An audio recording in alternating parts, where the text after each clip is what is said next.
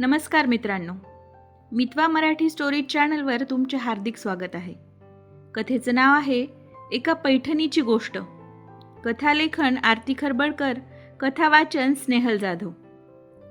आज मंजिरी खूप आनंदात होती. तिने 11 महिने भिशी टाकून एक सुंदर पैठणी खरेदी केली होती. तिच्याकडे लग्नात घेतलेली एक पिवळी पैठणी होती, पण त्यानंतर ती पैठणी घेऊच शकली नव्हती. तिच्या एका मैत्रिणीने तिला या भिशीबद्दल सांगितले तेव्हा तिच्या डोक्यात कल्पना आली की अशा प्रकारे का होईना ती पैठणी घेऊच शकते की. म्हणून तिने मागच्या वर्षी भिशी टाकायला सुरुवात केली आणि वर्षभराने आता तिचा पैठणीसाठी नंबर लागला होता. तिने मस्तपैकी जांभळ्या रंगाची आणि सोनेरी किनार असलेली पैठणी निवडली. अशीच पैठणी तिने एकदा एका लग्नात बघितली होती.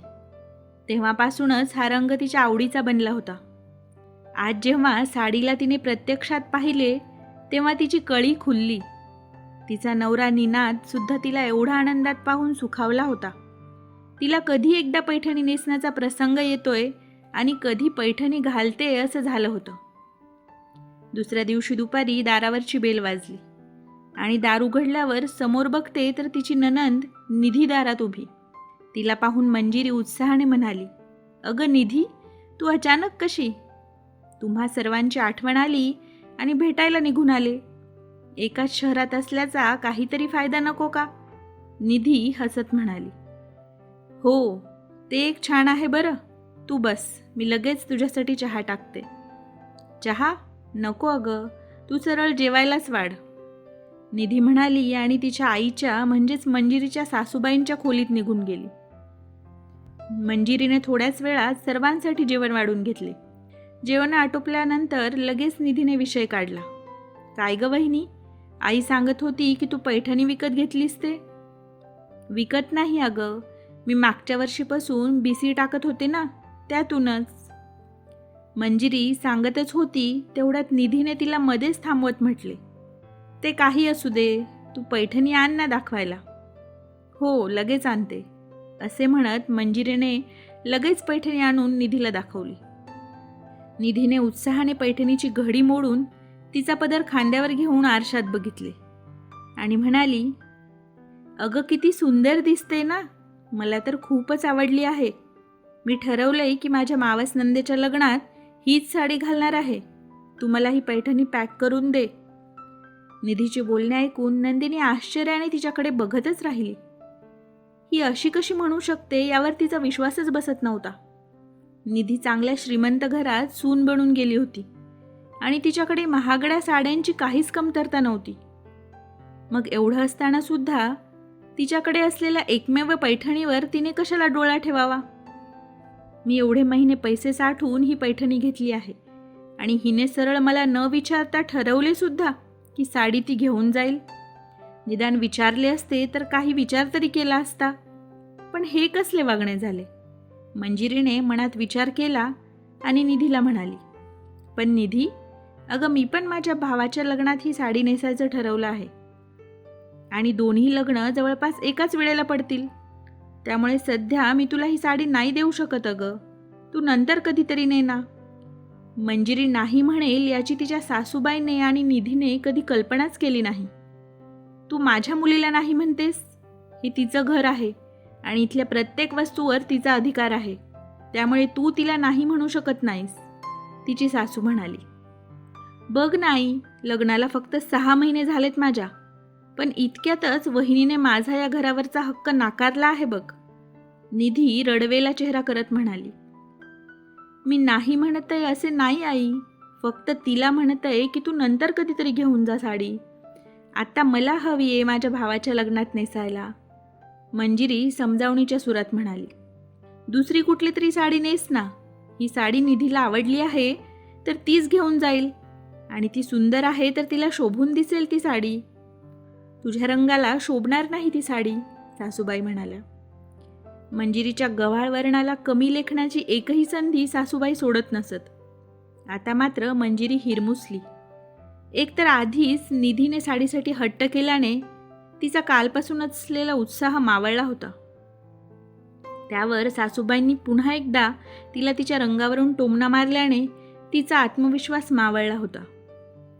संध्याकाळी निनाद घरी आला तेव्हा घरात जरा तणावपूर्ण वातावरण आहे हे त्याला कळून चुकले होते. निधीसुद्धा घरात हसून खेळून वावरत नव्हती. आईसुद्धा फार काही बोलत नव्हती आणि मंजिरीचा चेहरासुद्धा कोमेजला होता. कालचा उत्साह तिच्यात अजिबात दिसत नव्हता. आधी त्याने काही विषय काढला नाही, पण रात्री झोपायला बेडरूममध्ये गेल्यावर त्याने तिला विचारले, काही झालंय का मंजू? तू अशी नाराज का दिसत आहेस? काही नाही, थोडी थकली आहे आज. गोष्ट फक्त एवढीशी नाही मंजू, तू नाराज वाटत आहेस. मला नाही सांगणार का काय झालंय ते? निनादचे बोलणे ऐकून मंजिरीच्या डोळ्यात पाणी आले. मग त्याच्या कुशीत शिरून मंजिरीने त्याला दुपारी घडलेली घटना सांगितली आणि म्हणाली, मी खरंच साडी द्यायला नकार नाही दिला हो, पण मला माझ्या भावाच्या लग्नात हौसेने ती साडी घालायची होती. तुम्हाला माहीत आहे ना, माझ्याजवळ असलेली ती सगळ्यात चांगली आणि महागातली साडी आहे आजपर्यंतची. म्हणून मी म्हटलं की नंतर कधीतरी घेऊन जा. पण तिला आणि आईला वाईट वाटले. आज दिवसभरापासून दोघीसुद्धा माझ्याशी बोलत नाही आहेत. मला खूप वाईट वाटतंय. माझं खरंच चुकलं. मी तिला द्यायला पाहिजे होती साडी. तू काहीच चुकीचं वागलेली नाहीस मंजू. तुझ्या जागी कोणीही असती तर अशीच वागली असती. त्यामुळे जास्त विचार करू नकोस. आणि तू माझ्यासाठी जगातील सर्वात सुंदर स्त्री आहेस हे विसरू नकोस. निनाद तिच्या डोक्यावरून हात फिरवत म्हणाला. निनादचे बोलणे ऐकून मंजिरी सुखावली. तिने मनातल्या मनात ठरवले की तिला सुंदर दिसण्यासाठी महाग साडीची गरज नाही. तिच्या नवऱ्याच्या नजरेत ती तशीच खूप सुंदर आहे. तिने ठरवले की सकाळी ती निधीला साडी देऊन येईल. सकाळी ती झोपेतून उठली तेव्हा थोडा उशिराच उठली. उठल्यावर आंघोळ उरकून तिने भराभर घरातील कामे आवरली. निधीच्या आवडीचा नाश्ता तयार केला आणि निधीला चहा नाश्त्यासाठी बोलवायला गेली.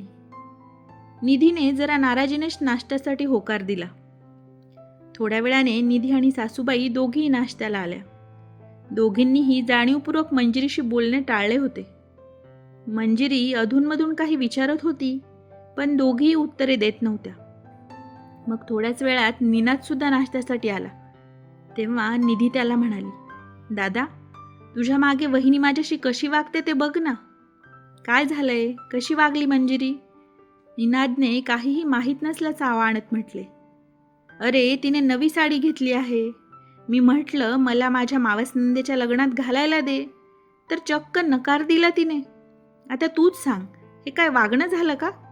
आजवर तू मला कोणत्याच गोष्टीसाठी नाही म्हटलं नाही, पण वहिनीने मात्र मला क्षणात परके केले. निधी साळसूदपणे म्हणाली. हे काय ऐकतोय मी मंजिरी? तू निधीला नकार का दिलास? जा आण ती साडी आणि निधीला देऊन टाक, निनाद म्हणाला. आता मात्र निनादचे बोलणे ऐकून मंजिरीला धक्का बसला. हा काल रात्री काहीतरी वेगळं बोलत होता आणि आता काहीतरी वेगळं बोलत आहे याचे तिला आश्चर्य वाटले. पण तिनेही ती साडी निधीला देण्याचं ठरवले होते, म्हणून ती रूममध्ये गेली आणि ती साडी आणून निधीच्या हातात ठेवली. थँक्यू सो मच दादा. मला माहीत होतं तू मला नाराज करणार नाहीस. अगं, यात काय मोठी गोष्ट आहे? तुला लग्नात नेसायला हवी होती म्हणून दिली. आणि राहिली गोष्ट मंजिरी तिच्या भावाच्या लग्नात कोणती साडी नेसणार याची, तर तू तुझ्या नंदेच्या वास्तुशांतीमध्ये घालायला म्हणून नाशिकवरून जी साडी घेतली होती ना, ती तू मंजिरीला नेसायला दे, निनाद म्हणाला. हे ऐकून निधीच्या चेहऱ्यावरचा रंगच उडाला. ती लगेच निनादला म्हणाली, ती साडी? ती तर मी अजून एकदाही घातली नाही. आणि किती महाग आहे ती साडी. मी नाही देणार ती साडी वहिनीला. पुढच्या महिन्यात नंदेची वास्तुशांती आहे, तेव्हा नेसणार आहे मी ती. मग तू तुझी साडी द्यायला तयार नाहीस, तर मंजिरीने तिच्या सगळ्यात महागातली साडी तुला द्यावी ही अपेक्षा का करतेस तू तिच्याकडून? निनादने तिला पाहत विचारले. का नाही करणार मी तिच्याकडून अपेक्षा? हे घर माझं आहे आणि माझ्या घरातला प्रत्येक वस्तूवर माझा अधिकार आहे. ही साडी घेण्यासाठी तूच बहिणीला पैसे दिले असशील ना, मग माझ्या दादाने घेतलेल्या साडीवर माझा हक्क नाही का? निधी चिडून म्हणाली. जसं हे घर तुझं आहे तसंच मंजिरीचं सुद्धा आहे ना. मग तिच्यासाठी म्हणून तिने साठवलेल्या पैशातून आणलेल्या वस्तूवर तू स्वतःचा अधिकार सांगायचं हे योग्य आहे का? ती पैठणी मंजिरीने थोडे थोडे पैसे साठवून विकत घेतली आहे. तिच्याजवळ असणारी ती एकमेव पैठणी आहे. तिने खूप वाट पाहिली होती की तिच्या भावाच्या लग्नात ती ही पैठणी नेसून मिरवेन. आणि राहिली गोष्ट तुझी, तर तुझ्याकडे महागातल्या अशा कितीतरी साड्या आहेत.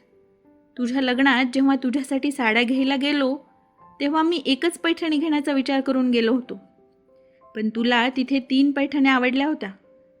तेव्हा माझं बजेट नसतानासुद्धा मी तुला 3 पैठण्या घेऊन दिल्या आहेत ना. तेव्हा पण मंजिरी एका शब्दाने सुद्धा नाही म्हणाली की तिलासुद्धा एक साडी हवी आहे. तिला माहीत होतं की पैशांची गरज पडेल, म्हणून तिने साधीशी साडी घेतली होती. तुझ्या सासरचे लोकसुद्धा बरेच श्रीमंत आणि हौशी आहेत. तुला कितीतरी चांगल्या साड्या दिल्यात त्यांनी. मग तुझी नजर तुझ्या वहिनीच्या साडीवर कशी काय पडली?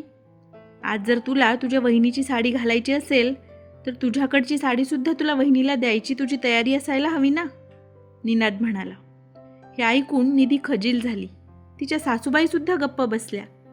निधी मंजिरीजवळ गेली आणि म्हणाली, वहिनी, माझी खरंच चूक झाली. आईने जसे सांगितले की तू महाग पैठणी विकत घेतली आहेस, ते ऐकून मी आधीच ठरवले होते की ती साडी मी घेऊन येईल. पण मी हा विचारच केला नव्हता की तुझीसुद्धा इच्छा असेल ती साडी घालण्याची.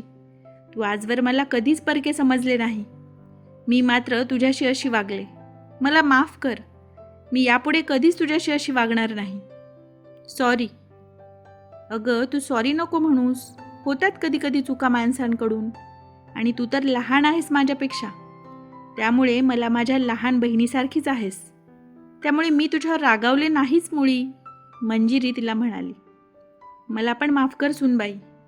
निधीला मीच सांगितले होते की तू नवीन पैठणी घेण्याचे आणि तिच्या मावस नंदेच्या लग्नात ती साडी नेसायला घेऊन जा, हे सुद्धा मीच सुचवले होते. तू इतक्या हौसेने आणि इतक्या वर्षांनी ही पैठणी घेतलीस याचा मी जराही विचार केला नाही, सासूबाई खजील होत म्हणाल्या. आई, तुम्ही माफी नका मागू प्लीज. मला वाईट वाटत आहे तुम्हाला असे माफी मागताना बघून, मंजिरी म्हणाली. चला, आता तुम्हा सगळ्यांना तुमची चूक कळली आहे, तर या गंभीर वातावरणाचा शेवट गोड करण्यासाठी माझ्या आवडीचा शिरा बनवूया, निनाद वातावरणाला हलके करण्यासाठी म्हणाला. चला, मी पण येते. आज आपण दोघे बहीण भाऊ वहिनीसाठी छान शिरा करूयात, निधी म्हणाली. येतो का तुला बनवता, की आधी करायची तशीच कच्चं जेवण बनवते अजूनही, निनाद तिला चिडवत म्हणाला. काय तू पण ना दादा, एकदा माझ्या हातचा शिरा खाऊन बघ म्हणजे कळेल तुला, निधी त्याला म्हणाली. असे म्हणून निनाद आणि निधी दोघेही स्वयंपाकघरात गेले. जाताना निनादने मंजिरीकडे पाहून हलकेसे स्मितहास्य केले. मंजिरीला तिच्या नवऱ्याचे खूप कौतुक वाटत होते. ज्या पद्धतीने त्याने परिस्थिती हाताळली होती त्यावरून आता ती स्वतःला खूप नशीबवान बायको समजत होती. ही कथा तुम्हाला कशी वाटली ते नक्कीच कमेंट्समध्ये सांगा. व्हिडिओ आवडला असेल तर लाईक, शेअर, कमेंट नक्की करा. आणि अशाच नवनवीन कथा ऐकण्यासाठी आमच्या मितवा चॅनलला सबस्क्राईब करायला विसरू नका. धन्यवाद.